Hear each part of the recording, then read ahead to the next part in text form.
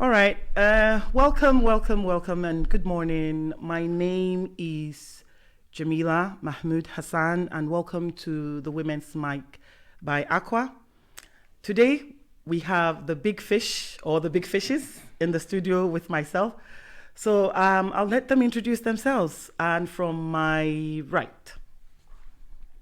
My name is Dr. Patricia Iradia. My name is Dr. Esther Owanzumodi. Yes? My name is Aisha Mansare. My name is Eloho Owadiobu. All right. Good morning, ladies, and thank you so much for joining me. I am very, very, very happy to have all of you with me in the studios. And before we go, the topic for this discussion today is around discussing the timeless African proverb, which says it takes a village to raise a child.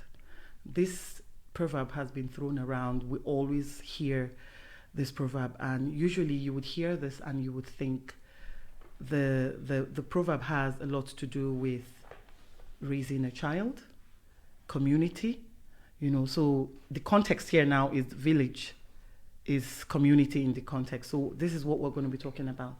And as women, as mothers, as a grandmother, I am very happy that we're all having to have this discussion. So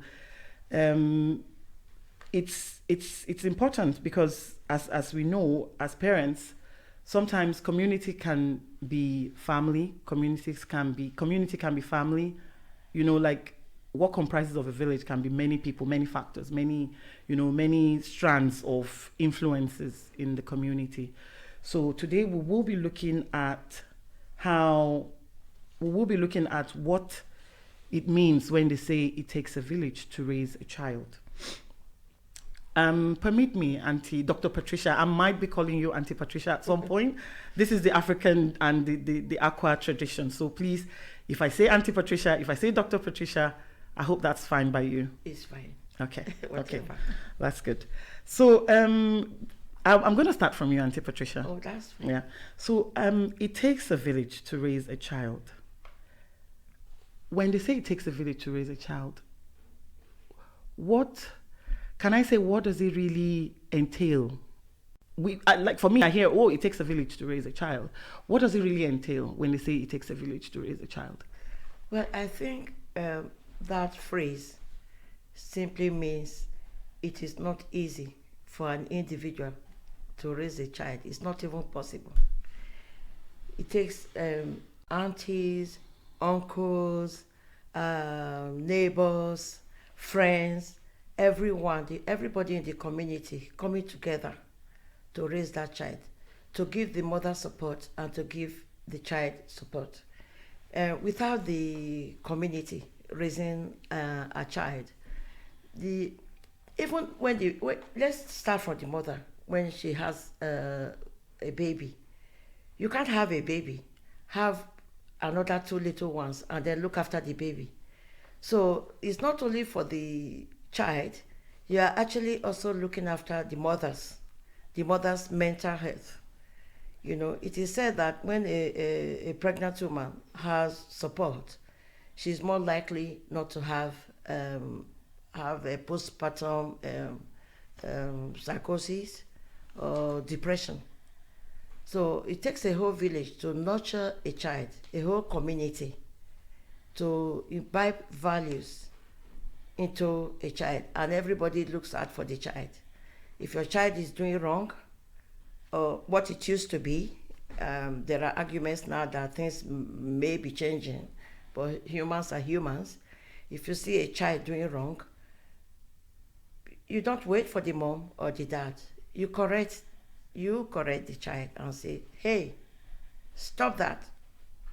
And the child runs away. That is how it used to be in African communities, and even here. I discussed this topic with a friend before I came here, when I told her I was coming, and she's Scottish. And she said, yes, on this street, 50 years ago, we raised all our children together. If a child needs water and they are playing on the street, they simply knock on your door and say, can I have water, please?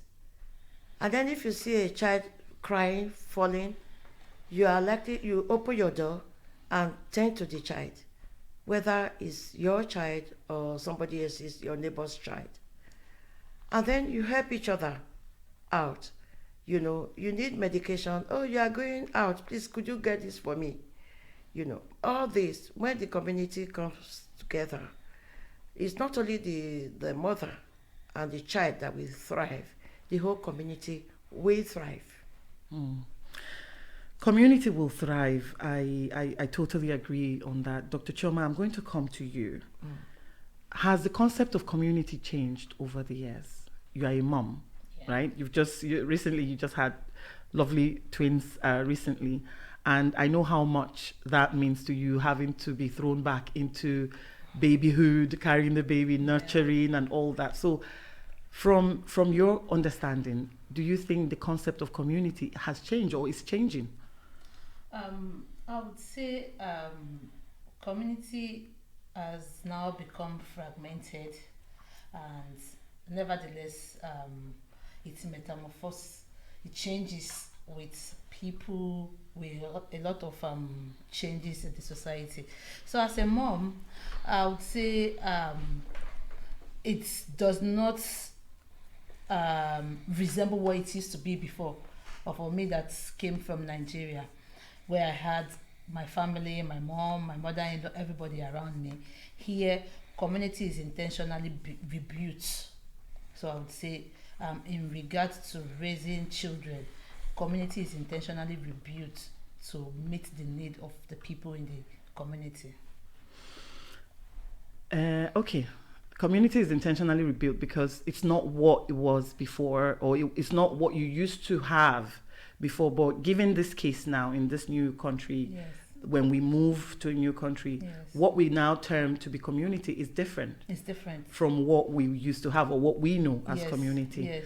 So, but it is still community It is still community. at the end of the day. Yes. Okay. So, Aishatu, I'm going to go round like that. Aishatu, can I ask, support, community, what Dr. Chioma just said now, community support, these two things, they kind of change in two different places. In your understanding, is this the same to you as well? Do you agree that community changes? It depends on the location, but community changes. I do agree in one hand and disagree in the other hand, because my community area, it's a bit similar. We look after each other, and my kids were grow up in the same community, so we look after each other. And if we saw any of our kids doing something, they tend to phone me or phone the parent, and we all come out as a family, went to the other family. There was an incident when someone broke someone's phone. The whole community came out just for a broken phone. We all went to the next neighbor and said, oh, your child broke this child's phone. Honestly, it was so amazing. I was so surprised. When we were crossing the road, the driver has to stop because it was nearly 15 of us just for one phone. And I said, oh my God, it's just like I'm in Africa, you understand? So we still, my area, I'm coming from Pollock, we still practicing it, maybe in a different way or in a different environment, but like I was just traveling and I saw my neighbor. I said, oh, I'm traveling, can you watch eye on my son for me? I said, okay, so we still practice it. It's not the same setting, it's different, but in Scotland, I think it's a bit culture in a way of different setting. Okay. Yes. I think that's what Chioma is also saying, because Chioma is saying, it's still community, only that you don't have mother-in-law, you don't have mothers, you don't have those key people that you have in this other community, but you still have those pillars that form the community for you as well. Eloho, can I come to you now? Yes.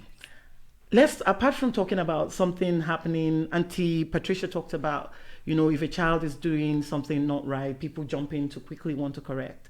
I want to go away from the angle of correction, discipline, something has happened. I want us to talk about influence. Community as an influence. I want us to talk about it. Do you feel that community has a great role in terms of influence, either into the family or into a person? Do you think community has that role to influence your child?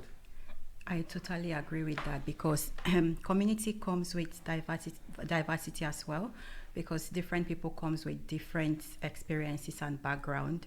So coming together to raise this child, they are bringing in different perspective, which in a way influences the child. For example, the teachers are there to influence the child. They have even in the different faith backgrounds, they have meeting different people, and they those different people are coming in with different skills and different experiences from their own family as well. And from my own understanding so far, the children are coming in with, although they are growing with their own, how will I put it? They come with a template. Yeah. From I understand, they come with a template. They are born with their own template. One child is different from the other, but also what they are, the experiences as they grow up in life is helping to shape that template to come up with a full-blown person, a full-grown child. So those experiences help to shape this child to become a grown-up adult in the future. So yes, those called the different influences have a great impact on the child. Beautiful, beautiful, beautiful. Auntie Patricia, let's talk about isolation. Let's talk about isolation. Sometimes a lot of us, especially like Dr. Chioma said, when you relocate, when you move to a new place, especially in as regards relocation now, the first thing that you are confronted with is isolation. Combating isolation, especially when you're trying to build a community. You know, it takes a lot. You say, if I'm just making up, an example here, I'm giving an example here, a new mom with maybe 2 young children just moved into the country, not knowing where to start from, wanting, support with either children or just the know-how, of, how do we navigate that, especially for a new mom who's even listening, who's listening to us? How do we navigate? Because Dr. Chioma said something, that community changes, right? You've left everything you know in another country. You've moved here, but you still need that community. You miss that community as well, So how navigating to find your own, how do you go about it? Thank you for that question. When you first asked me what's my understanding of it takes a village to raise a child, we were talking about what we understood by it from time memorial, and then has it really changed? Does it really still exist is the question. But you've just asked me about how it was when we first moved here, the isolation aspect. I will tell you that in my own experience, human beings are human beings no matter where you go in the world. Life has not always been black and white. This is how it was in Africa. It is not like that here. It was the same here. Mm-hmm. Life was the same in their villages before technology and media and all that. Being scared of your neighbor because of the negative news you see, sexual predators, all kinds of things that you see on the news, which frightens you. When I first came to this country, I was 25 years old, newly married. So I had 2 children within 15 months in Northern Ireland during the war, when the Protestant and the Catholic war was going on in Northern Ireland, And I was also a postgraduate student at the Queen's University when I was pregnant. So in the class, we were Catholics and Protestants. I couldn't tell the difference, but they could tell the difference. And they immediately knew I was a Catholic because of my name. So I immediately got new friends who were the Catholics in the class. So they became my family. You know what I mean? In the class. And then when I had the children, of course, we had 2 sisters in the class who were teachers because it was postgraduate diploma in education. But they were like they became my sisters. You know, the gifts and everything they were bringing. Their parents became the grandparents. They became the parents to my children. You know, they were there for the christening. They were there for everything. Fast forward how many years back? Forward 5 children. We went to Nigeria. After a few years, we came back straight to Scotland, Isle of Lewis. It's an island. I'm telling you, there was no difference between being there and being in Nigeria in the 20s, in the 1920s. If you read my book, you will see that I had no key to the front door. Children came from school, opened the door, and went in. So there was a community. There was community feeling. I mean, I felt isolated in as much as I didn't have my sisters, my parents, but thank God for technology. You have the phones to call home and everything. It was lonely, but I can't say from my experiences that I didn't have a community, because I had. You know, when my husband became ill, the whole community rallied around us. I would come to Glasgow Royal from there to escort my husband for treatment. And they were taking care of the children. They said, can we distribute them around the houses? We decided, leave all of them in one place, give them the help here. You know, 2 were away to university. There were 3 at that time at the beginning. The food was too much. The people looking in were too many. So that was my experience. But in bigger cities, I hear that other people might have had different experiences in bigger cities. But even then, there is a way, one way or the other, that you can recreate community, as Dr. Choma said. So, Dr. Choma, I think Auntie Patricia mentioned something which I don't want to miss on, which is technology. She talked about technology, using that like connecting communities. Do you think that technology has helped, in its own, is a pillar as well into building a community? Because it's almost as good as that's where you network now. Do you think technology is also like a catalyst, or can we say technology is also part of the life of a child now, that we can harp on to say this is one of the tools I would rely on in creating community for my child? I totally agree with that. And I would relate that to my personal experience, as Dr. Patricia had done. When I came into this country in 2022, I didn't know anybody. And from Nigeria, I connected with a Muslim man on my school WhatsApp group. A Muslim man. I don't know how that happened. And I just told him I was coming. We were communicating with each other. My visa is out. When is your visa coming out? And then when he came in, he told me I landed on the 5th of February. I was so happy. I think January, I was very happy for him. A Muslim man from where? From Nigeria. From Nigeria as well? Nigeria. Okay. I think he grew up in the north. He's from Kwara, but he grew up in the north. So imagine building that kind of connection with somebody I had not met via technology, WhatsApp. And it went further. When I got my visa and I was coming in, I did not have anybody to stay with. And he said he had gotten a place. He was keeping me posted and on the WhatsApp group. And I told him, please, can I stay with you until I find my way around? He was like, okay, that's fine. He agreed via WhatsApp. And then I now told him before leaving, I said, I had something else to tell you. He said, what's that? Because I knew he came in with his wife and 2 kids. He said, I told him, I'm also pregnant. I'm expecting a baby. I was like, oh my God, how do I cope? What do we do? It's just a 1-bedroom apartment. I said, please, I can sleep on the couch via WhatsApp. and that's Wow. that connection was built. I came in through Central Station. He told me the taxi to enter to get to his house. I got to his house. I mean, they are like real Muslims.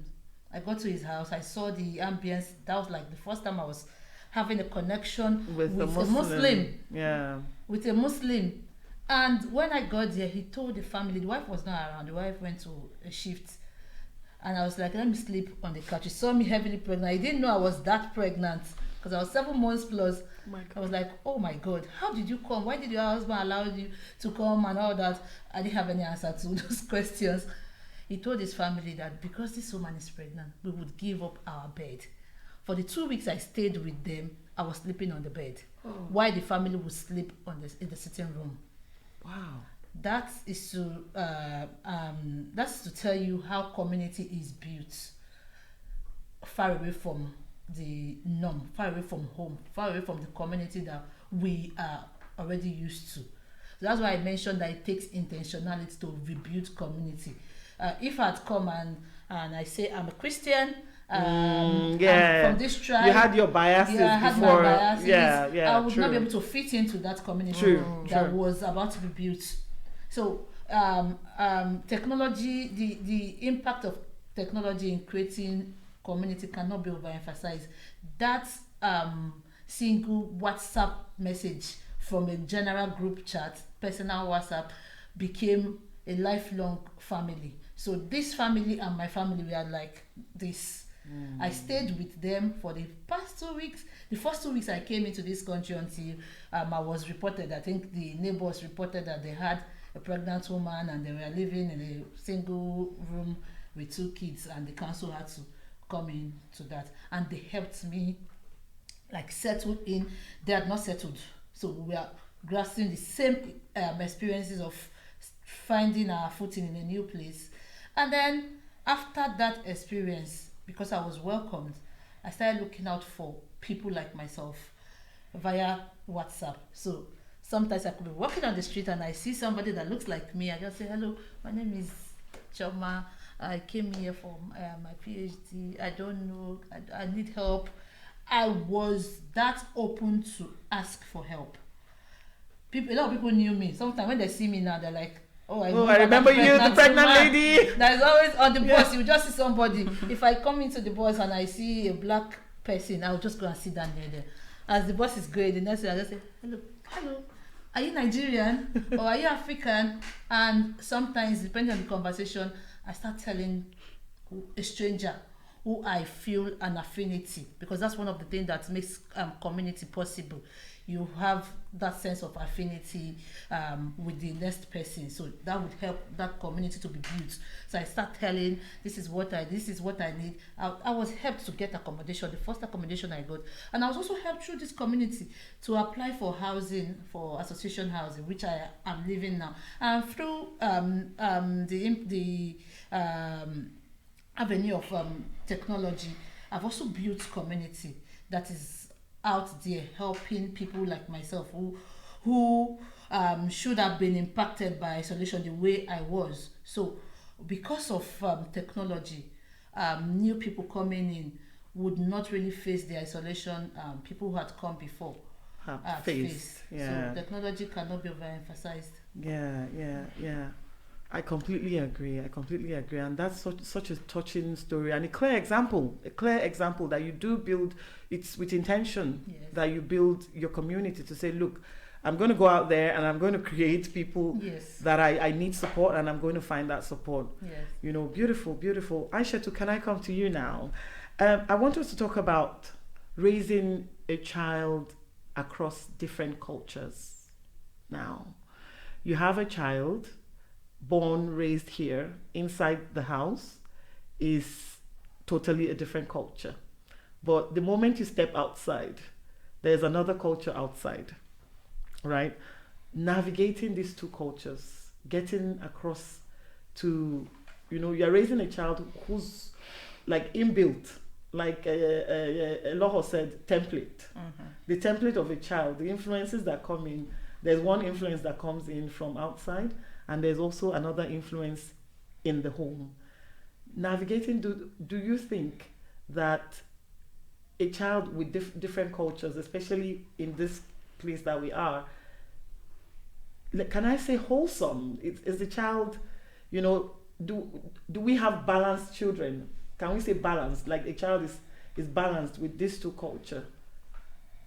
Having a Scottish culture and the African or Gambian or Guinea, South African culture, Nigerian culture in the house. Do we need to do extra to make sure that the child doesn't lose any? Thank you for that question. We need to do extra. Both child needs both culture. They need our own culture and the Scottish culture. It makes them fit properly in the society. If you know where you're coming from and where you are now, I think it makes you know who you are when you grow up as a man or a woman or as a leader. That's how you learn from, so it should be balanced. I've got a similar issue with a friend. The child got a godmother who is Scottish. So most of the time, the child spends time with the Scottish godmother who babysit and look after. So the child is more of Scottish than African, but the mom feels a bit. I said, no, all you have to do is to try to teach your own. The godmother has done her own bits to raise your child as a good Scottish or as a good child. You have to just add your own, but don't withdraw your child from that situation. This is where they are. This is their country. We as a parent, we have to just do our own best so that our child will not miss out our own culture still as a Scottish. It makes them know how to rule when they grow up. Do you understand? Because if you have different experience in life, you know how to deal with situation. True. Yeah, so parents need to know that, my child shouldn't know. It needs to be balanced. Mm. We always say we're going home. We'll be going home, but our child are not going home. That's true. Yeah, they're not going. So it needs to be balanced. The culture needs to be balanced. All culture are good. Both culture have the bad and the good side. Let us just look at the good side of both the culture and try to put our kids through that. The Scottish got culture, the African got culture. There is a bad and the good one. Let's choose the good ones and put them in our kids so that they will be somebody who's very responsible when they grow up as both a Scottish or African. So you're saying it's very possible that you have a grown child with the Scottish culture, and the African culture, and blending the two culture very well. Yes, it's possible. If that's what, as a parent, we should try to fight for and try to work hard. We cannot just put one culture. They are in a different environment. You cannot want them to act like Africans when they are not in Africa. They just being African in the house. When they are outside, their friends are different ethnic, different cultures, different background. So let's just teach our kids to be open-minded to anything they throw on them. Do you understand? That's how I feel personal. I just want us parents just to help our kids to blind both different culture so that when they grow up, anything they throw to them, they will be tough enough because, they teach them this is good, this is good. Let them teach them both good in both sides, so it helps them. Yeah, I agree. Eloho, from what Aisha has said, we've talked about balancing from what she said now, and I want to come to the world of working and still be able to build community for your child, because you do need support as a parent. If you're working, you need that support. Navigating it. Dr. Choma, I'm going to come back to her as well. She said intentional. Are you intentional about finding that community for your child, even though sometimes you might have to be away to work? Is there, navigating that as well? Is it difficult to still find community for your child, but you have to be away to work. It's absolutely a topic that it comes up all the time, because again, as parents, we also need to work, like you said, to balance up. And I would use an example of a friend. She's not she's a friend that is very dear to me. So she has children as well that grew up here. So in terms, and she's a very, both parents are career people as well. But I can see, because I see her as a role model, and I can see how much she had built the intentionality, the word intentionality, how intentional she had been to make sure that the 3 children have their communities, because the 2 are of around the same age, but the last is way younger. So either she's here today with the other child, or she's here with the other child, as well as working full time and also around the top level in her career, both parents as well. So I see this intentionality a lot, and it takes a lot of time, effort, and commitment. And I am trying as much as possible. It's a work in progress. I don't think everyone had got it all sorted. Yes.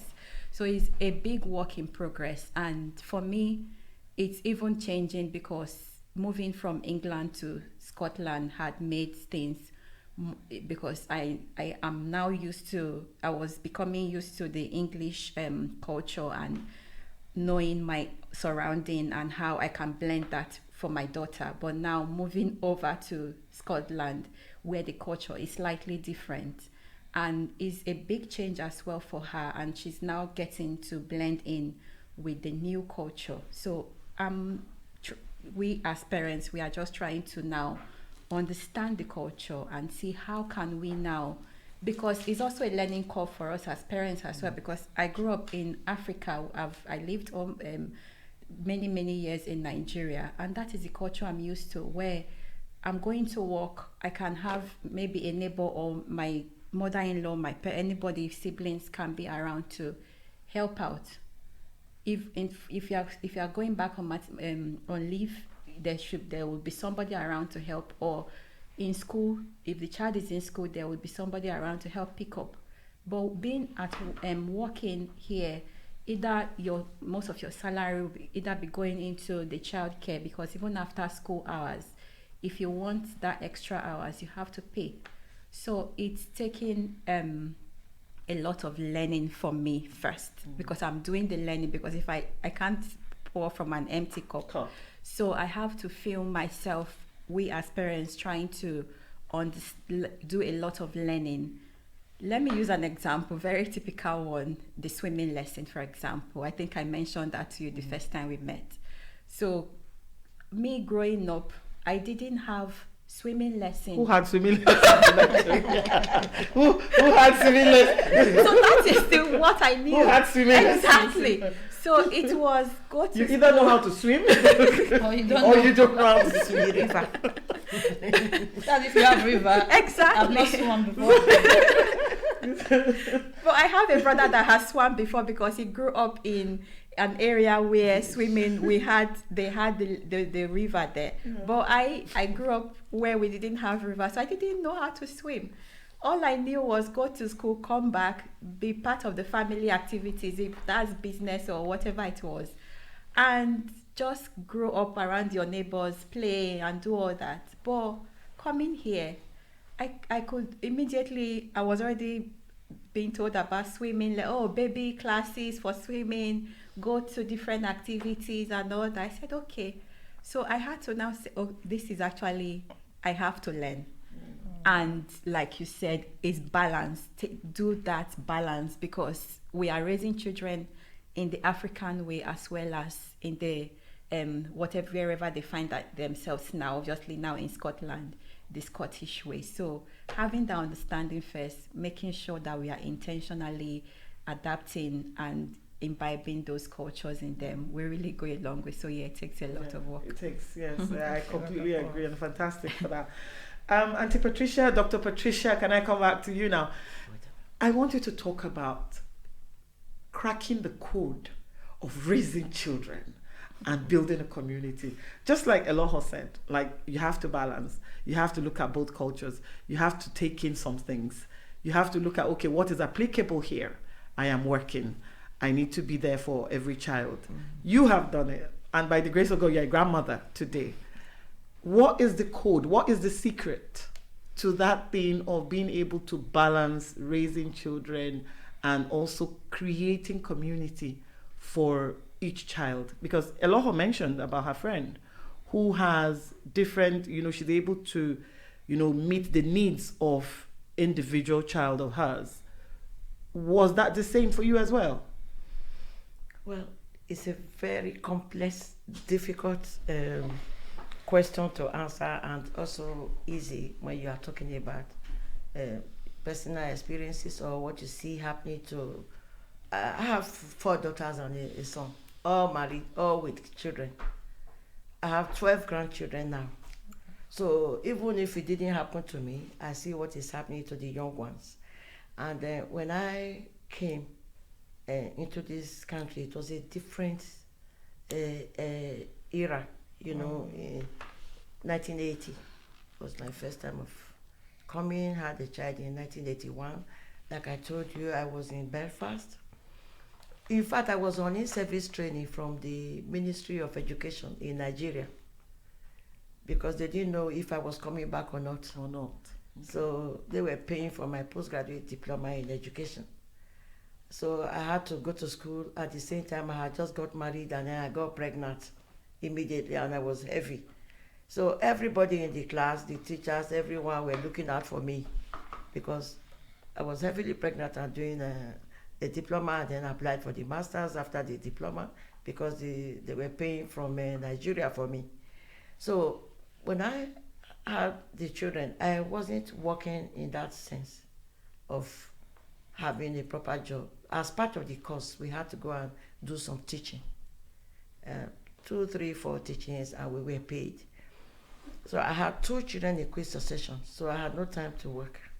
My husband was a trainee doctor, so he was earning a salary, and we were living in 1-room apartments, from there to 2-room apartment in a hospital accommodation, So our community were the hospital community. Everybody was living together in hospital kind of accommodation. And then you fast forward to when we came to, I had a child in Wales. After he finished, I had a child in Wales, had 3 children in England, had 2 in Northern Ireland. After all that, I'm going home. We went to Nigeria, then left us there, went to Middle East to work. And after Middle East, I'm coming back. We came back and straight into Glasgow in 1996, into Scotland in 1996. So this is where the community aspect comes in. When the children grew up, they are working, they've all graduated, they are all working. And how do you create a community? How do they create their community? Some are in England. Yeah, I'm only helping the one near me. The others are not near me. They are on their own. Like Dr. Choma said, it's intentionality. And reality is that you have to put your children in nurseries. The way to recreate the community now is to look at community hubs and centers, community centers, community hubs. My daughter-in-law came straight from England. She didn't know anybody in Scotland. In fact, she had never been to Scotland. She thought she needed a visa when she came here. And then she got pregnant and she was kind of very lost. And we advised her, join baby... mother and toddler group. Mother and babies. And then her pregnancy group from the clinics in the hospital.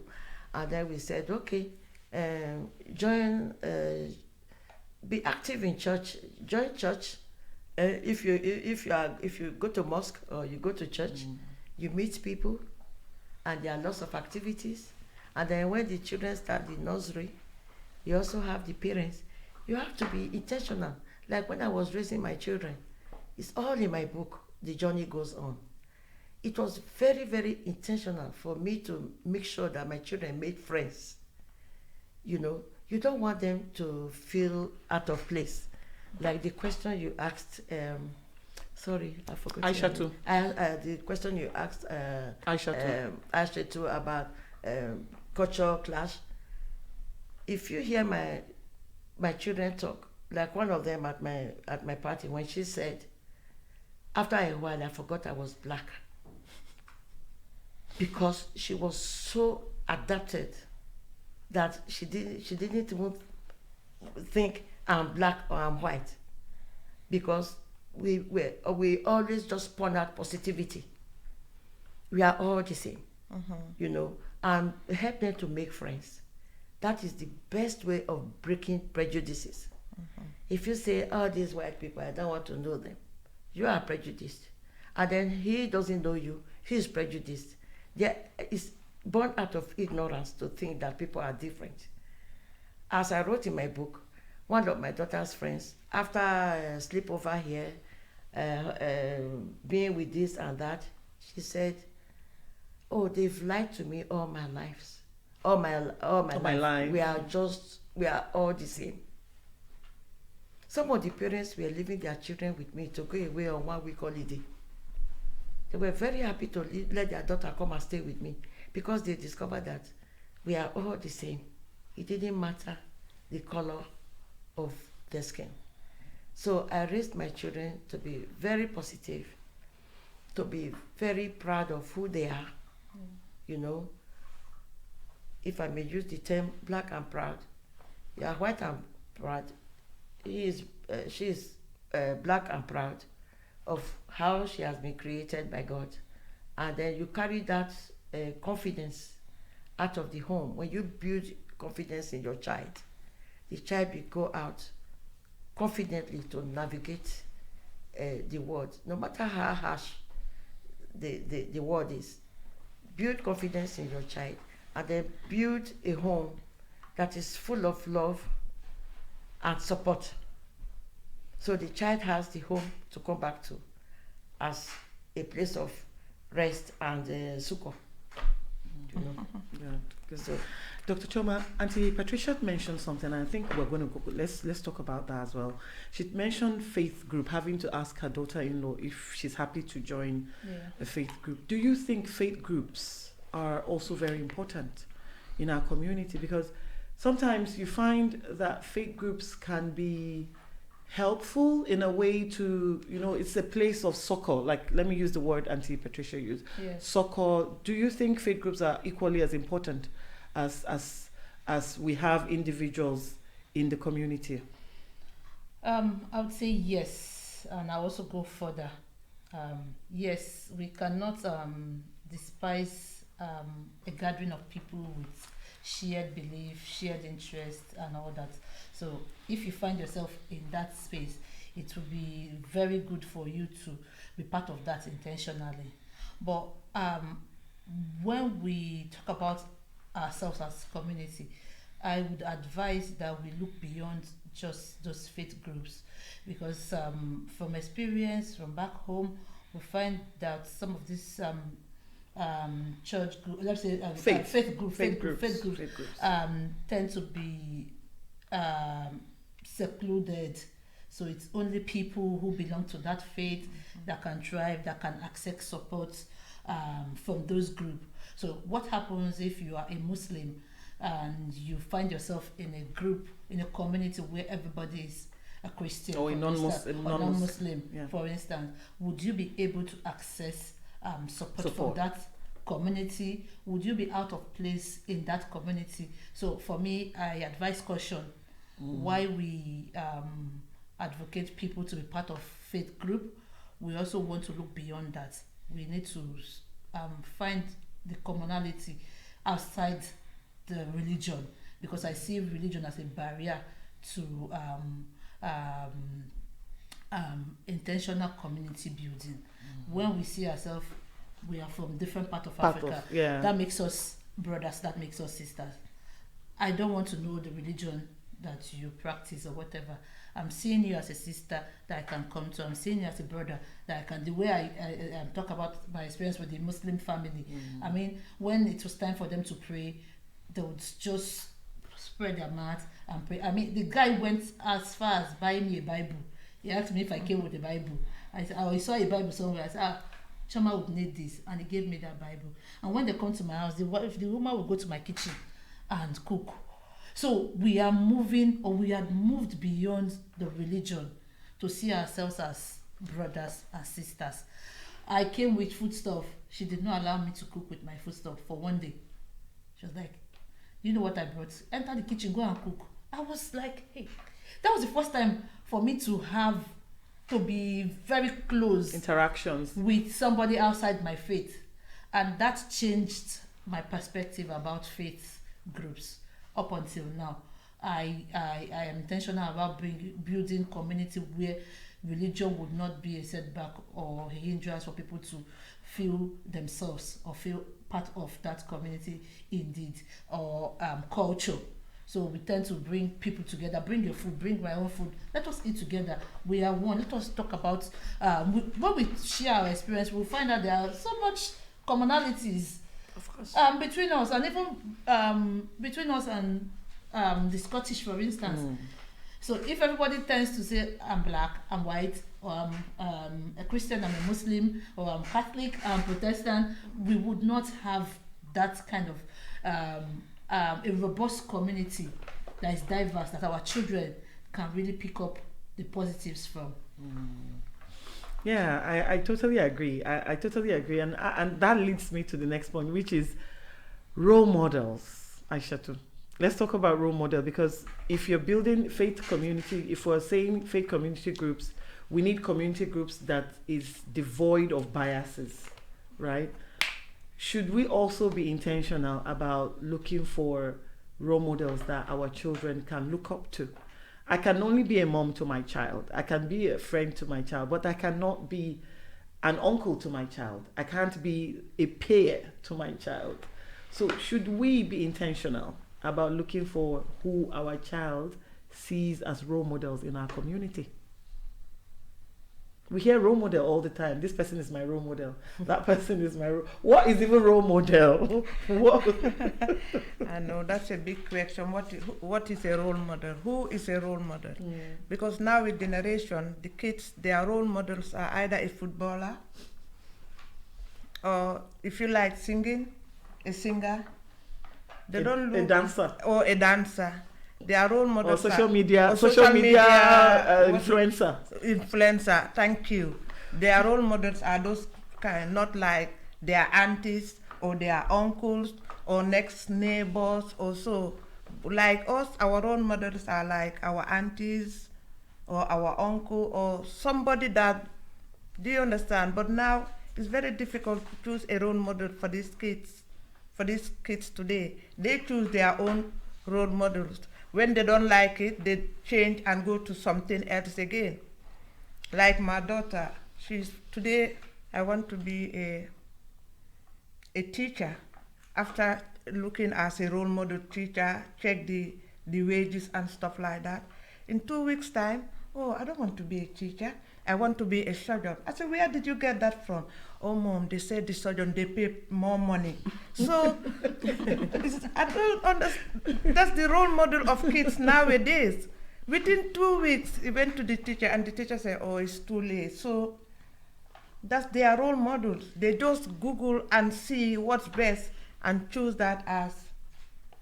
So, I don't know how to... Yeah, but for me, it's about looking at how even the word is changing, and how people, especially with social media now, we find our children looking at different things and what they term to be role model. I remember my son saying he wants to be a YouTuber. Every time you ask him, what do you want to be? He's like, I want to be a YouTuber. I'm like, what does that even mean? Like, how do you, but in the reality is YouTubers They have the money. They have the money. They're earning. They're earning. Earning. That's what they're Like a going doctor for. checking Yeah. the surgeon. They're earning. They're earning. So There's now, a boy called I Show Speed. Yes. Is Yes, it? yes. The boy is raking in millions.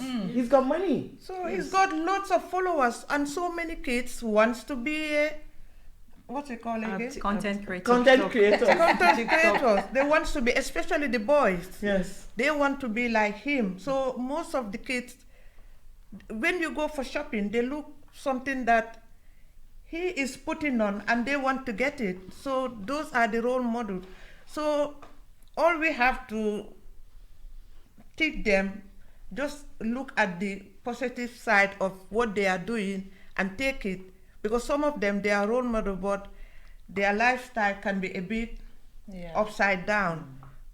Yeah, so we just have to watch the kids when they want them to, who they choose as a role models, and explain to them the advantage and the disadvantage. This is just what you see. There is more to read at the back. Yeah. True, So there is more to read as you see them on face. But they are trying. Nowadays, these role models, they try to do more good than more bad to the kids. They show the kids the good side of them, not the negative side of them.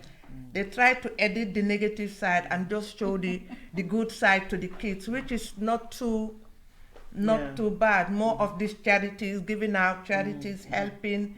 So it makes kids now believe in such things, Courses, short courses, which I pick in the society, because all these footballers, they will just show their history. They've built a school, they build this, which is Yeah, I agree with you, because there's this guy called Mr. Beast on YouTube. He's quite big as well, very big, and there's this, he's done very well for himself in terms of followers and subscribers, but I started to pay attention when he turned around his fame to help communities, to clean beaches. He would go to the beach to, he started doing climate change. He started talking about sanitizing the beaches, going with his friends and fans. They dedicate themselves to one particular beach, and they pick up all the plastics. They tidy up places. He goes to different, he donates to different causes, helps people. So in my mind, I'm like, this is also a positive for the young ones, because they're seeing it. It's not just about having the money as well. It's also about helping, giving back. So to me, I'm happy that would strike a chord in some way. There is one, I don't know whether you watch, it's an YouTuber, but he's an African. I don't know whether you... What's his name? I forgot his name, but... There are many. There are many, but he's got this dreadlock, very famous one. He does loads and loads of charity on this Facebook. Loads and loads of program where people go and earn money. You can just come for laughing, and you say, if you make me laugh, I give you 1,000. So, you see, they're teaching the kids the good side. Honestly, and I think for us as well, the concept of what is work would change, but that's where we're diverting now. Let's come back. So, Eloho, I want us to talk about the idea of a lot of us we're educated now. Women are getting more educated, going into professional jobs, raising families. There's also the fear of, I'm self-made. I'm self-made. I'm okay. I'm sufficient. I don't really need you. So I don't really need you. So there's that fear of you not knowing that you're alienating your child. So that brings me back to the concept of Ubuntu, the African philosophy about I am because we are. And to that concept, a lot of us I'm not blaming education. I'm not saying education is the cause, but there's that self-sufficiency to say, I don't need Eloho, or I don't need Dr. Chioma, or Dr. Chioma doesn't need me, Eloho doesn't need me.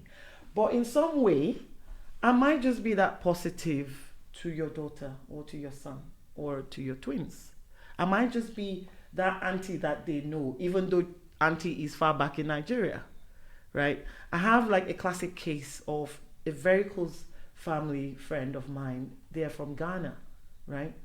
And their child is like the cousin my children know. Mm-hmm. He's just like he's the cousin. I'm not saying just like, he is the cousin my children know, because we're Africans. We're similar in every way. Only that they just happen to come from Ghana, right? In that way, I need them. They need me, right? So, but in this era of people wanting to be, I want to do it alone. I don't really need you. Individuality. I want to be, yes. Where does that lead us? I think it leads to self-destruct, because when I gave birth, I thought, because again, I think I want to touch on the reason before where it leads, because that's why I'm saying education might not be. I'm only just saying, okay, but I may be wrong. Okay. So one of the reasons is because I think how people grow up, culture is the way of life of a group of people, right? And if you grow up in a culture where you see, although yes, we have communities in different cultures, but we tend to see families doing things in a certain way. So if you grow up in a culture or an area where you see, one of the parents is doing a lot more than the other in terms of helping out, trying to raise the children, and there is an imbalance. Where there's an imbalance, one might grow up and think, okay, this is the norm and this is how I will carry on. And it leads to self-destruct, because when I became a mom, I understand the word maternal workload. I think there was something around maternal workload, because the woman tends to grow and give birth to this child and start raising the child plus the significant other in the life, and we just keep going. And like you said, it could lead to a sense of self-sufficiency, because you think, I know the child better, I can do everything, let's just try and manage ourselves. And you might be alienating people that even, I don't want to stress people, people are busy, I don't want to. There was a day I actually needed help, and I needed to submit my dissertation. It was just getting close and I was almost running out of time. I just called a friend that is just few houses away from my house. Are you home today? Please, can I bring her? She said yes. Do you know I took my daughter there? Before my daughter came back, her hair was made. Wow. My assignment was done at home. I even had time to cook. She came back at the end of the day. And I'm sure she was fed as well. Of course, well fed, with hair made already, which I didn't even ask for hair.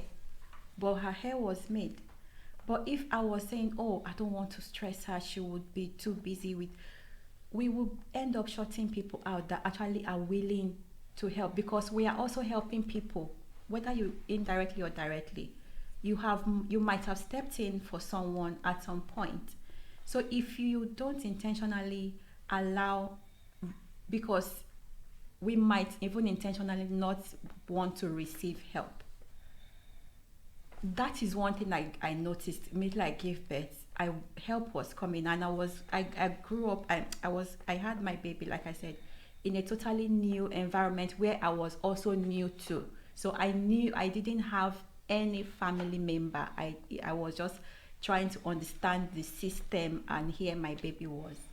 So help started coming, and I had to fine-tune my brain to actually be open to receive that help. So it comes from it leads to just being worked up. If we might end up not even, and once people will only try and come in as much as you allow them. And if you don't allow them, with time, obviously, you will see that you are that isolation you mentioned, you might end up being isolated, and before you know, everything that comes to isolation starts happening. And you start asking yourself, how did I get here? There was a day when it was time for me to return back to work, I went to visit a friend and I came back. I was just like going through a lot of emotions at that time because, I'm now leaving my baby for the whole day for the first time and all that. But when I went to visit my friend, we came back together. My kitchen was just not in a great state. Before I knew, this lady stepped in, washed my plates, cleared up even made lunch for us to eat. Oh my God.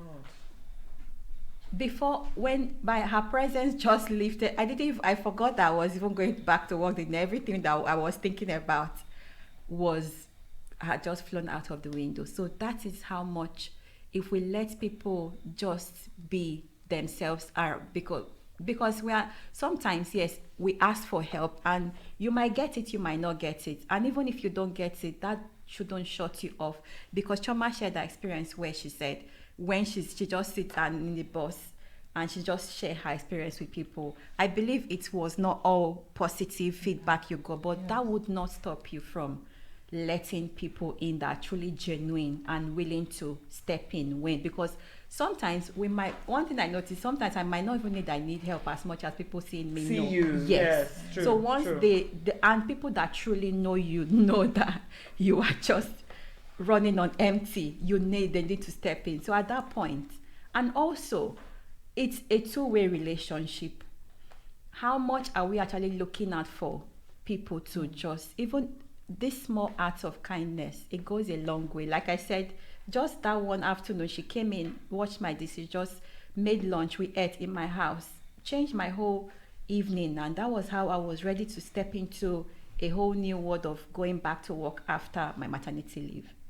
Just those little acts, and it's two-way relationship because you cannot give without you cannot be taking and not giving back, because that's where the balance is. So knowing those balances and allow it creates healthy relationship, and the community grows as well, because all through my journey so far, it has also now made me to look out for those which areas can I now step in for people.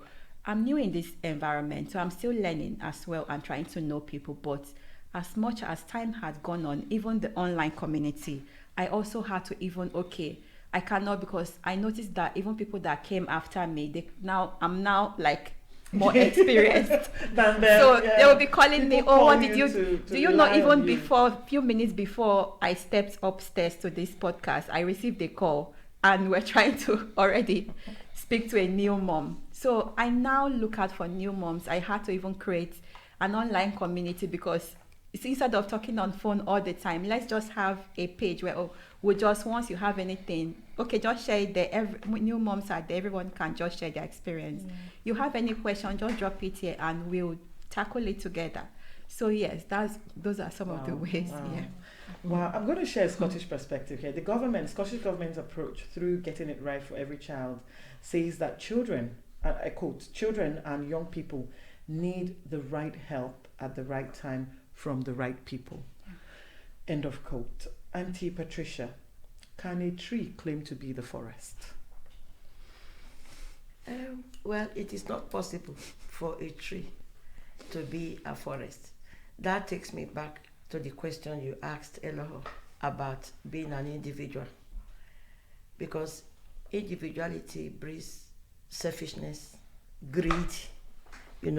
Modern life is that everybody is an individual. I'll do my own thing. Yeah.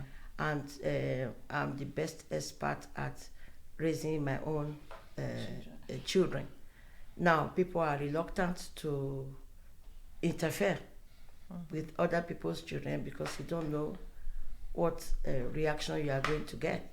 But if you want to be a tree and stand on your own, eventually you might suffer burnout.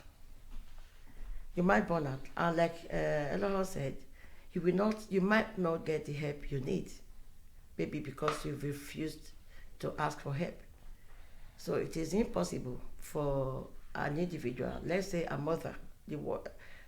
Life revolves around mother. Father is important, very important, but it's the mothers that actually carry the pregnancy, deliver the children, and make way for the children. And that takes me back to something I said about trying to help a new mother and a new person in the environment to settle down. Telling her to go to church, for instance, is not isolating her or restricting her or making her myopic or narrow-minded. It is just a way of getting out of the house and being with people who share your immediate values. Every home, we are all here. We are all from different countries. We are all from different religions, and we are together in one ACWA community, you know. So, but we are coming from our own basis, from how we were raised, the values we have, and as we are raising our children, we try to keep up with all the positive things, don't we? Mm-hmm. So it doesn't matter what religion you have. Every religion preaches the positive things, the good things. And then you have the few people who do one thing and they say, oh, this person that did this thing is a Christian, this person that did this thing is a Muslim. But 99% of all of us who believe in religion, one religion or the other, is positive. It's supposed to make you have good values, and this you pass on to your children. You know, we need community. If the old community has faded in some ways, we believe that modernization has changed the way we used to look at communities. It is almost like telling me that human beings have changed. They are no longer human beings. No, they are still human beings, but just their ideas, their philosophies, what is happening around them is changing. Technology has come. Individuality has come. There's no more, it's me, myself, and I. Being selfish, being into myself. So it takes a lot of tact and a lot of understanding, knowledge to come out of that mindset. And it takes, as Choma said, intentionality to recreate this. When I was reading about this topic, one of the headings was, how do we recreate the village?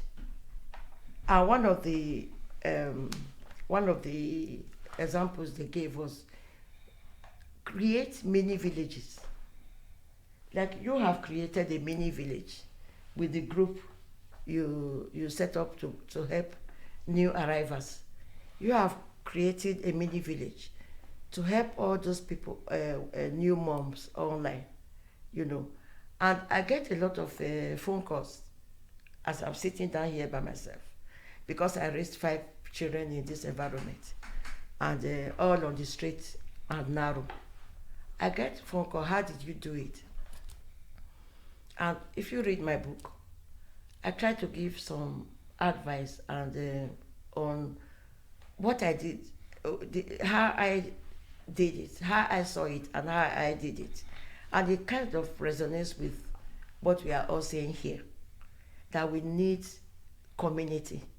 I can't even say I did it on my own. You know, they had their teachers, they had their role models, because I will say, look at this person, go and look at that child. You know, say, look at that auntie, look at what her daughter is doing. Look, and it doesn't even matter that they are Scottish. Yeah. They didn't have to be African that I was pointing out to my children. I say, look at all those children. You see how well behaved they are. And I'm Parliament Children's Hearing. So I'm into that your quote about the Scottish quote. We did all the courses and everything. And I'm into all that, how to raise kids to be on the right path, what to look out for, and all those kind of things. You find that we need everybody. We need the community. We need the teachers. We need the social workers. We need the doctors, the schools. Everybody, they all look out for the child. If they see anything wrong with the child, do you know, most of the referrals were coming from GPs. Babies with 37 broken bones. you know, and the child is crying, crying, crying. The mom doesn't know what has happened, and then she takes the child to the GP, and the GP calls the police and calls the social worker. They are looking out for the child. You know, the mom alone could not have done that. She couldn't even have recognized what was wrong with the child. You know, so we all need each other. And look at us now. ACWA, for instance, the minute I came into Glasgow, I didn't know anybody. I just went on, I was lonely. I was like, oh my God. The same isolation we talked about. I knew nobody. I came in here with two, the last two. One was already in uni, the other one was coming into uni when I got to Glasgow. I don't know a single soul here. I'm coming from an island where all my friends were Scottish. Every single friend I had was Scottish. Until Nigerians, some Africans, one or two came in to work, you know. And then I just went online. I put African, Nigerian, African group. And then Auntie Harriet's name just popped up. ACWA. That is 2007, 19 years ago. Wow. You know, and of course, I went to church. I went to my look around. Where is the nearest church that I attend? And then the first person that spoke to me, we are still friends to this day. And because she does that because her sister is married to a Caribbean man. She would have done that anyway, but she came to me. You are new. Where are you from? I'm from here, I'm from here. And to this day, she's still my friend, Mary. You know. So you intentionally, if go to places, make friends, go to community groups, join groups that have similar ideas to yourself, similar values, to support each other, you know. So to answer your question, a tree cannot claim to be a forest. Cannot be a forest. We need a forest to raise a child. And it's not, we keep saying a child. Sure. Even the adults, if the child becomes an adult. If a child has not been properly raised, what kind of adults are you going to produce? That's when the mother will go crazy. When you have a child that is terrorizing everybody in the home, the mother is not going to be okay. She herself. So we need raising your child properly is going to make the community safe and peaceful for everybody, including the child. True. I agree. Dr. Choma, I want you to, Auntie Patricia mentioned something about, having groups just like yourself and Eloho. I want you to tell us about the angle of bringing people together, and also the importance of that, and how you have seen, the evolvement of new people coming into the country, and how well they've seen each other as pillars of support. Yeah. So I want you to just quickly hop on that so that we can round up very quickly. I have benefited greatly from community. Community I met on ground, and community I intentionally created for myself and for other persons. I mentioned when I came in here heavily pregnant, the community helped me. I was referred from the community group to Renfrewshire in Glasgow. When I got an apartment, Renfrewshire came in, brought the chairs, the bed, the fridge, the washing machine, everything. I was referred to Amma. After I had my baby, they supported me. When Ruth came in pregnant, I referred her to Amma. Amma supported her with fridge, with freezer, with washing machine, with gas cooker, and all that. If we had kept to ourselves, like, we are Africans, these people they are them, so we don't belong to them, we would not have benefited from the community. And as I mentioned, intentionality is the key for me. With my twins, all the journey of the pregnancy, I had support because the community was there. When I needed help, I would post on the group, please, I need help. I'm struggling with this. And you mentioned, I think Dr. Patricia mentioned mini villages.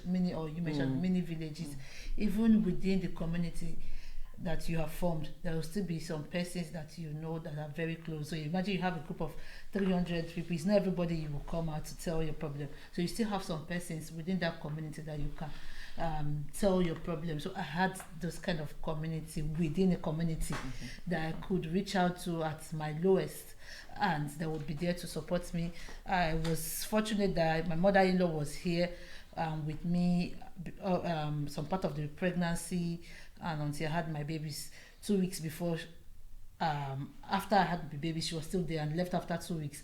So I was waiting for my mom to come, and I was stuck at home with 4 babies. Within that interval? With 4 babies. So the 2 weeks before my mom was to come was supposed to be the hardest week for me. But it was not, because of community. In my group, just posted who will be available to sleep in Choma's house, because my husband was working. It was just the paternity leave was just 2 weeks. So as my mother-in-law was leaving, he was going back to work, and his shift would be like 4 nights straight. And I had 4 babies, and my wee girl would be crying. She was not used to. She did not want to be replaced by the twins. She was dealing with what's going on. So it was like a very difficult time for my family, but it was not. The impact was not as people would imagine, because of the community that had been built. So at intervals, each night I would have somebody from my community that would come and sleep in my house. By 9 o'clock, they would come in, see what I'd done, and they would help me take the babies to bed and everything. One of such lady had an 8-month-old baby, but she would tell the husband, I need to go to Choma's house. She would not come with her baby. I was like, come with her baby. She said, no, I can't add my baby's cry to this house of cry. So she would nursery,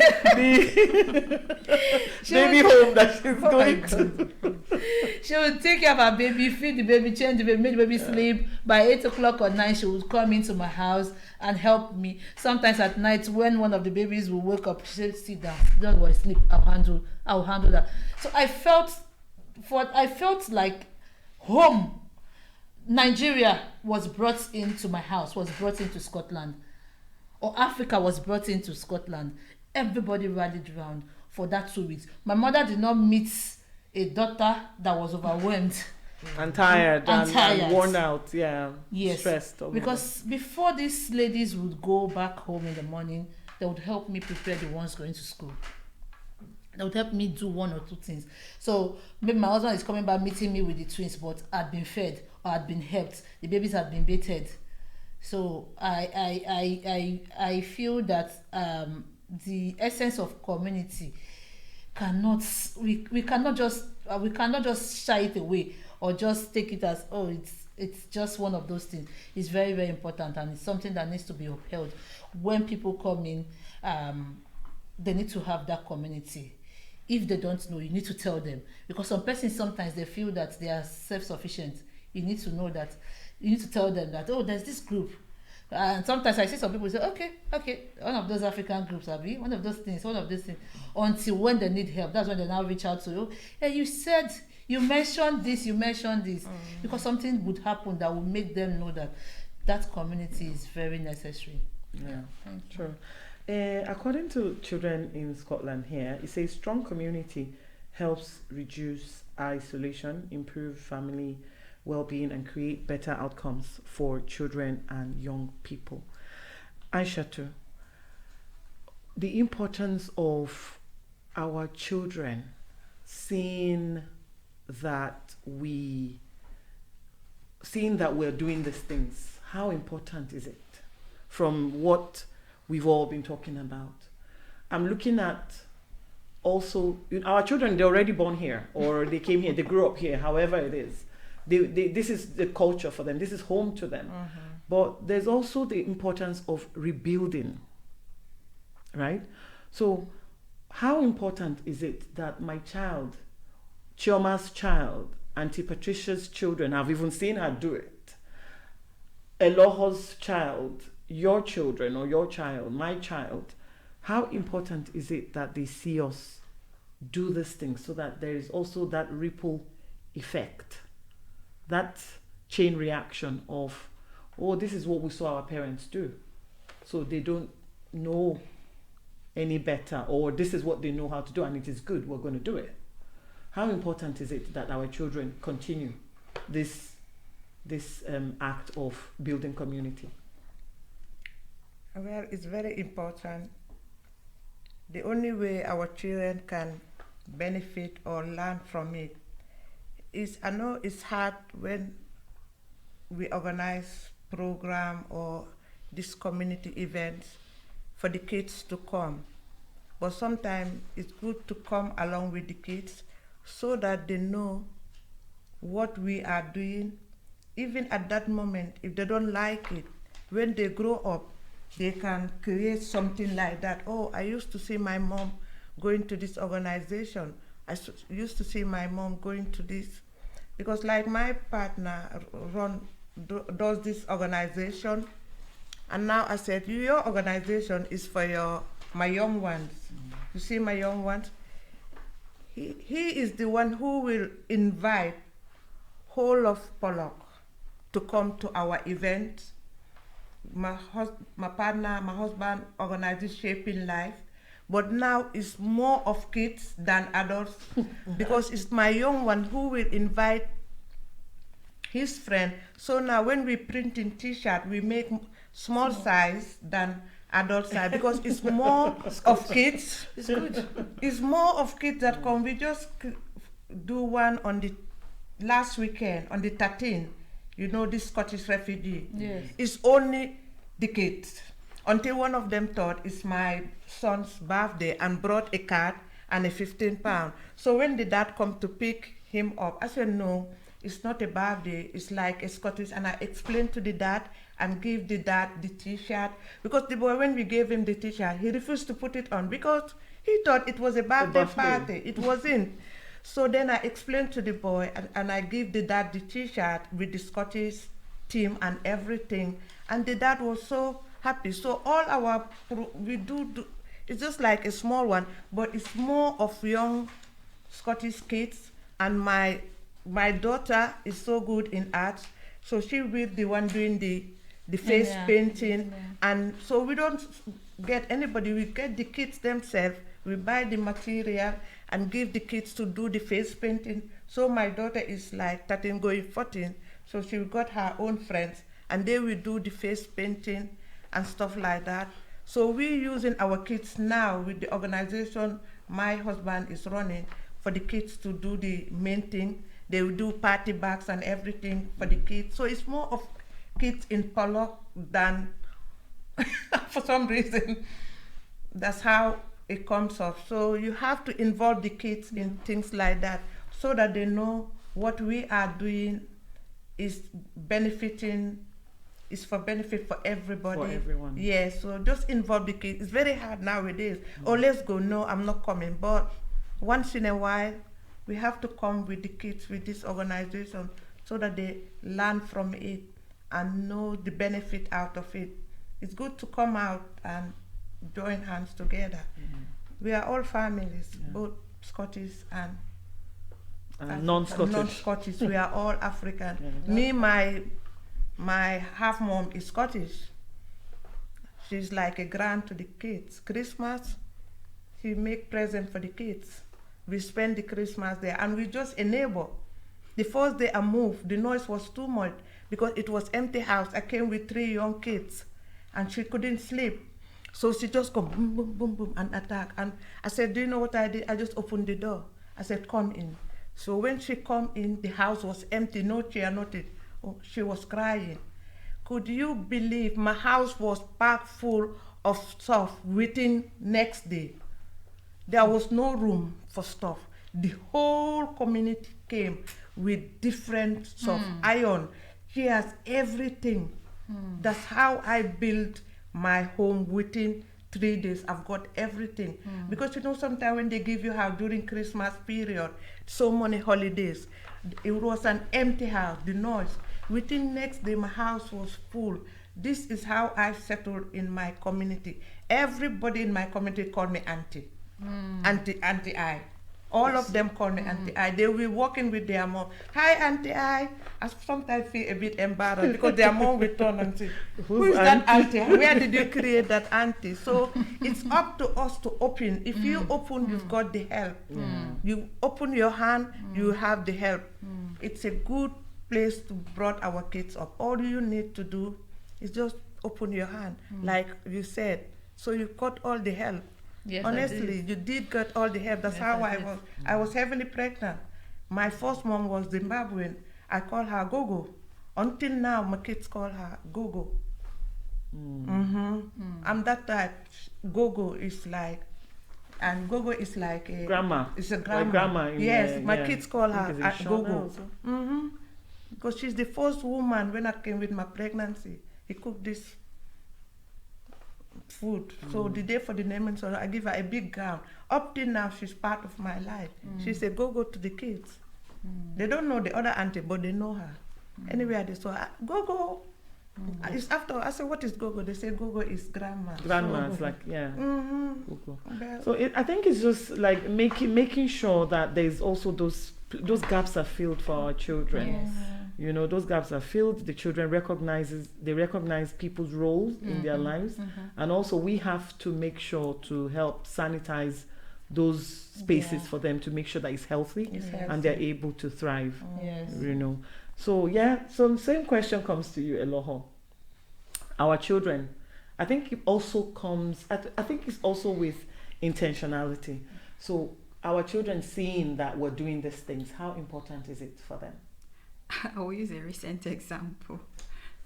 So recently I was going to visit someone in hospital and I made food. I was with my daughter that day, so I said, okay, we are going to the hospital to see someone. And the question she asked me was surprising. She said, is the person having a baby? I said, no. Do you know why she asked if the person is having a baby?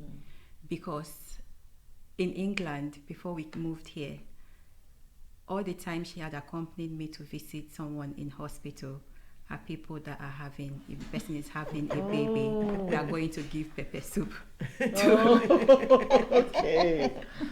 to Makes the new sense. mom Makes in sense. hospital. Makes sense. So that is an example, because if the children don't see us doing these things and is involving them, let it.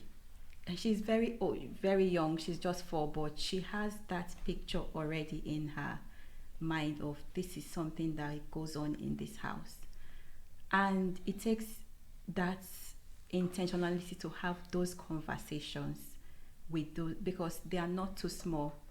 What the kids know at this age, because obviously they are in a different age. The era they are in is different from the era I grew up in. So I'm trying to learn, okay, what is obtainable in this era now? And how can I move myself from what I have learned in my time into this new age so that I can fit it into my child at this age to meet her needs? So we have those conversations and let her know, okay, this is what is going on. You are not too small to understand at this age. We'll just use age-appropriate conversation to help her understand, bring it down to her age to understand.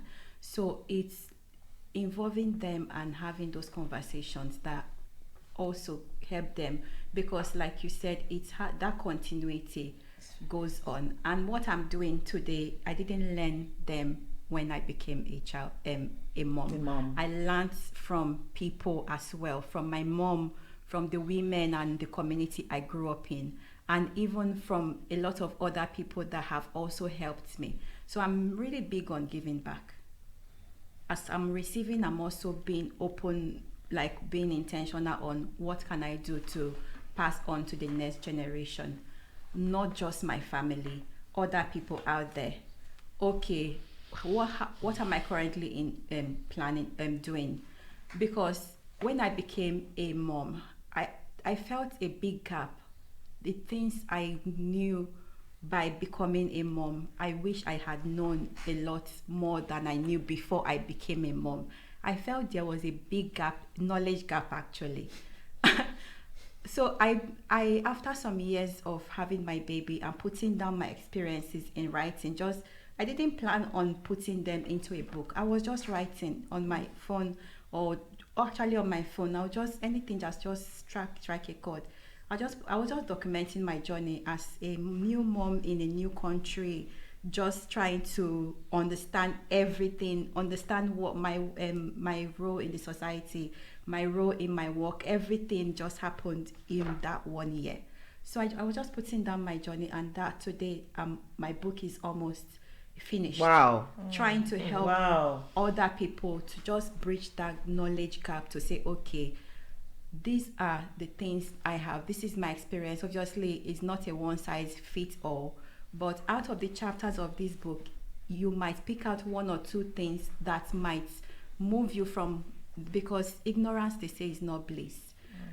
Learning from other people's experience goes a long way. It cannot always be the same for everyone, but any little knowledge shift goes a long way in helping the next person. So as we're also trying to build a community for our family, our children, being a role model to them, also in the wider society, how are we trying to make that one difference in our own little way, to see how we can change for the make things better for the next generation. Yeah. Auntie Patricia, you have done it, and you've seen how well what you've done can have an impact. You know, it's like a domino effect now. Is this still your advice? Would you advise that, look, we did it, and our advice that you do it? What you've done, you've built a community, you've raised children. You know, if you blink an eye, your eyes, you know who to think. If I'm telling you something, you're thinking solutions already. Do you encourage people like myself, like Chioma, like Aisha too, and Eloho? Eloho is even a new mom. Chioma is a new mom as well. I'm thinking, do you advise that we continue this trend of building and building and building, and also contributing? Because you did mention contributing intentionally, right? Contributing intentionally to make sure that our children do it better, have more support than we even had, because we had to start organic, but our children will rely on, the template. Let me borrow your word. Our children will rely on the template that we've created. Are you already seeing that now? Well, thank you for that question. And I can see that I always say humans are humans. The basic things don't change. When I hear all of you talk, I give you 100% kudos, because it's exactly what we did, to raise our kids. When I was raising my kids, as I told you, I never did it alone. And then when I got to Glasgow, for instance, I didn't stay alone. I joined ACWA. And what did we do in ACWA? You talked about involving children. If you don't involve children, how are they going to learn your culture? Because that gives them that solid confidence, that background. You don't want to have children that have no self-confidence, that are lost, no roots.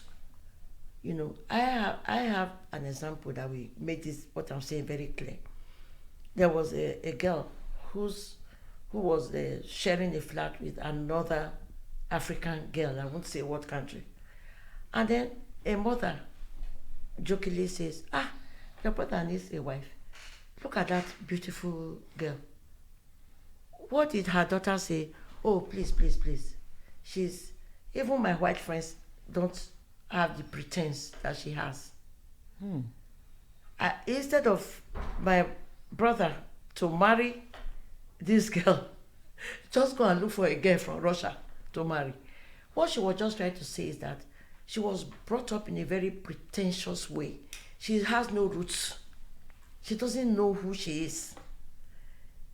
You are not white, you are African Scottish. If you cannot accept that you are African Scottish, there's something, you already have a psychological problem. Even white people, they know who is from Ireland, they know who is from Germany, people know their roots. When we were in ACWA, One day, the meeting, the children were everywhere disturbing. What did we do? Let's start this children's choir. We had a children's choir made up of ACWA children. And we were being invited. What's the name of that building, that museum with that cone? The Goma. The Goma. Glasgow. The children performed there. People from the street, from the museum, everywhere, seeing our African children in uniform, performing African songs. That our late member Margaret Lance, yeah, was their music director. You know, one of the children now is on almost on Broadway. Isn't she? Yeah. And then even my children that I raised, because they saw that I had this community, I plunged myself into my community when I got here. Yeah, with church group and all that, we go on trips. This ACWA was what my son saw, that when he got to Aberdeen Uni, he was the chairperson of the African of the African community in Aberdeen. He stood the election and he won. And he was always phoning me. I'm the chairperson for the African community. We have our annual party coming on. I don't want us to go to the dirty horse they are used to taking. I want us to do it in a big 5-star hotel like the Chinese, like the other groups. I said, go ahead, do that. And then they had a black tie event in which all the Africans wore their African, all the guests wore their African clothes. The men wore agbada, and they invited all their white friends to come. They said Tosido, you know. They made it a posh event. And then they wore their own African clothes. You know, they were proud to be who they are. From there, they are able to jump out and reach out and have confidence to face the world. So we did it. It was not easy. Our mothers did it in their own way. We here in diaspora were in a different environment, and then we created these our own mini villages where we kind of raise your child to be confident before they leave home. So when they leave home, they are able to fit in and challenge any stereotypes. Anybody try to pigeonhole them, they are able to have the confidence to say, wait a minute, no, I am who I am, and the other person will find out that we are just the same. They are confident, they are intelligent, we are just the same. So I will encourage we continue doing our best. We encourage all you younger generation than us to continue. You've done better than us. Actually, we want you to be better than us. In fact, I met a group, like I told Joma, I never set up a group because I already had a group waiting for me. And you set up a group and you have people you brought in. Everybody cannot have a group. Wherever you are, put in your best. You know, I was chair of ACWA for 5 years, you know, and I know that the dedication and the time I gave to ACWA, if I had set it up myself, I wouldn't have done any more than I did. And I used to go and pack my grandchildren. It's not my children who were in choir, it's my grandchildren. Her children were in the choir, but my grandchildren were in the choir. My grandson is in uni now. The boys who were in the choir, they are in uni now. Isaac, Ovi, you know. So that is, life is a circle. It goes round. You sow a seed, the seed will grow. And I quite admire the tenacity of all the young ones and what they are doing, you know. And you saw my own children that even grew up here, that were even born here before they went home and came back. They are still clinging to their African communities. That's their base.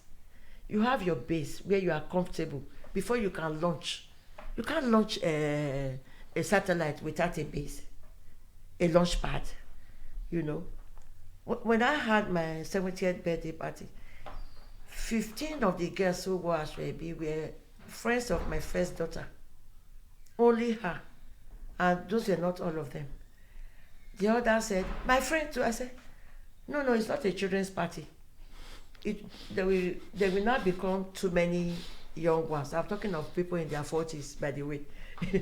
No, it's the 70th. We have other friends to come, you know. The point I'm making about those 15 friends is that they are all from different countries. All those 15 girls who were Ashwebi, and they are all Africans, all from different countries, you know. And I told my other children, I said, no, all these girls are my friends. Those girls in their 40s, they called me, Mom, how are you? I heard you went to A&E. I heard this happened to you. Or I heard you have a new grandchild. Congratulations, Mom. So they are all my children, and all the mothers amongst us are all their mothers. That is how we have recreated our own mini village. And that's exactly what you are doing. Kudos to you. Yeah, thank you. Keep it up. Thank you very much. So, last question before we go. Yeah. Last one, not anymore. Dr. Choma, just very briefly, I want you to talk about the importance of, and I think Auntie Patricia has talked about it, but I think you just a little bit, the importance of representation, so that, you know, that's what Auntie Patricia just said, but Yes. I wanted to just talk about it, that so that other people see us. Yes. You know, when they see us and they know that, oh, I can do this as well. Yes. And that can be the seed that you sow, just to use the word of Auntie Patricia now. How important is it about when it comes to representation? Okay. I would link that to role models, having role models. Yeah, I think from, she also said. from our community, even from outside the community. Our children need to see us, or see from the community, people who are living it. Doctors, goodwill people who have strong voice to speak out. I would give an example. My son, he knows I'm either doing 3 things. Either I'm going to the library to study, he knows. Either I'm cooking for somebody. You ask, Mommy, do you have an order? So he's saying that, or Mommy, do you have an event? So these are like the 3 things. My son is 6 years. He's conscious about his mom. So for him, I'm a role model.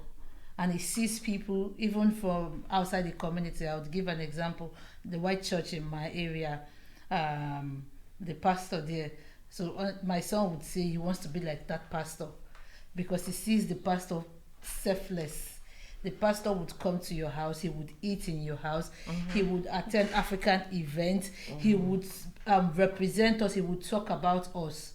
So these are like role models that our children are seeing from our community and from outside, the good replicas they want to look like from outside our community. Now, in terms of representation, I used to say there is nothing that can happen, that can be done without the people whose lives are impacted by those kind of things. We are here in the UK, we see policies, we see a lot of things, immigration laws and everything. I keep telling people that why it is happening is because we don't have people like us sitting down on the table where the decisions are made, or people who have experiences. You find some organization who would say they are representing ethnic minority, and everybody on the board does not have anything to do with ethnic minority, does not have anything to do with the black, but they are talking for us. How far would their representation go for people like us? So there is need for us as communities, as leaders, while we are trying to build mini villages. It shouldn't stop there. Some of us need to take up leadership position to represent our own, where matters that are important are being discussed. So, and I'm happy that from the ACWA we have people like Margaret Lance before she died. I had a number. The week before she died, she chatted me just to say hi. She was always out to say, there's this event, there's this, come. Because I was very young with my sister in ACWA. She would say, Esther, come with your sister. What was happening, sometimes I don't even know. But it was good to see people at the forefront, raising their voice, speaking for us. And I would say part of what I'm doing was because I saw people who were representing our community, and I just felt intentionally to also be part of that the group of people. I may not say so much, I may not do anything, but just being part of that. I remembered when we went for Palmer, Professor Palmer's. I was my daughter was just 3 months or so. Ruth just came in. We just came like October, and I told her this is ACWA. We just joined ACWA. Just let's Do you understand? Let's go. Keep it moving. We were happy. We did not even know what was happening. We were picked up. We went there. What was happening, we did not know. But we were just like, this is a group, or this is a community, or this is a gathering of the who is who in the black community. We were happy to see Professor this, Professor that, people that looked like us. So and that spurred us to also do something. And beyond doing something, beyond creating that community, we also came out to represent, to talk. It might be on the social media. I'm very big on Facebook. I would use my platform to talk about what ACWA is doing, what good people in the African community is doing. So people tend to see that it's like if people are in Nigeria. One of my sisters said, like, what people are doing in Scotland or Glasgow is becoming more than what is happening in Nigeria, because we are coming out to represent for our own, to talk about what matters to us and how we want to be treated. So even our children, I don't know how other people raise their children, but I raise my children to be able to speak up. I don't want to let them know, oh, there's this. Always speak up.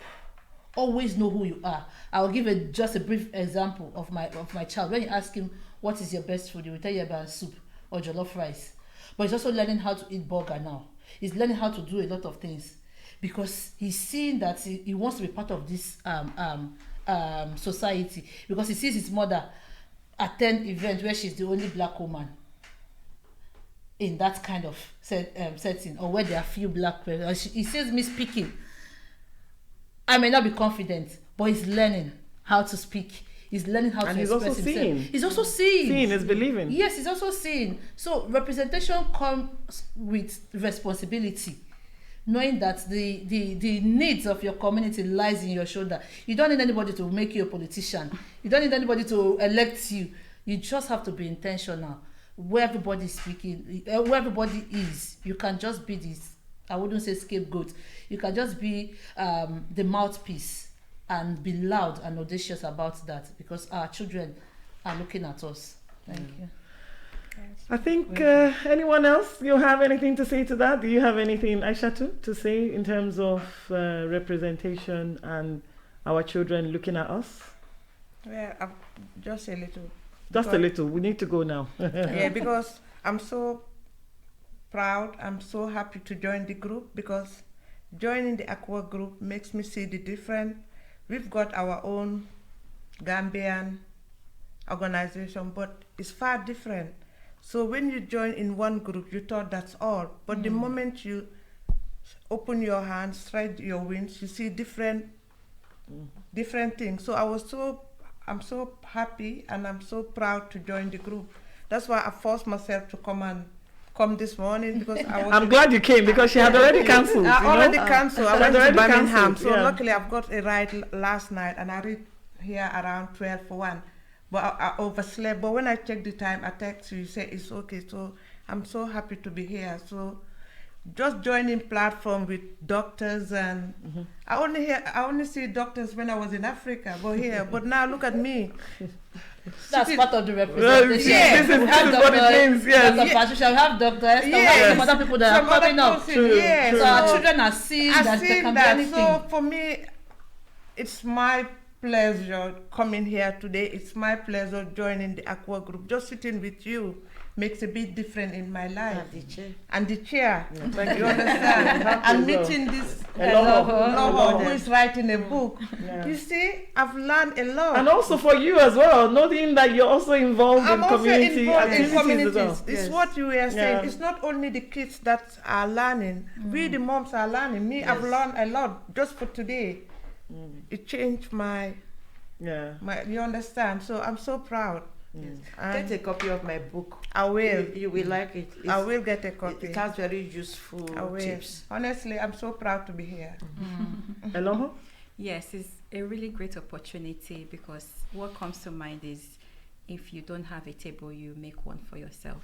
And from what you said, that obviously that representation, because it's very important, and like just what you said, having this community, joining ACWA is really one of the coming to Scotland. I really didn't know anyone apart from my family. I know here, but when Gozier told me about ACWA, I'm like, okay, yes, please. Like, I grabbed it immediately because I know this is community, and I'm someone that loves community. I love community. I can't. The excitement when it comes to community is different. So thank you so much for the opportunity, even for this opportunity to be part of this podcast today. It's a big opportunity. Thank you so much. I'm so happy. Honestly, I'm so happy to have all of you, and you've all been wonderful.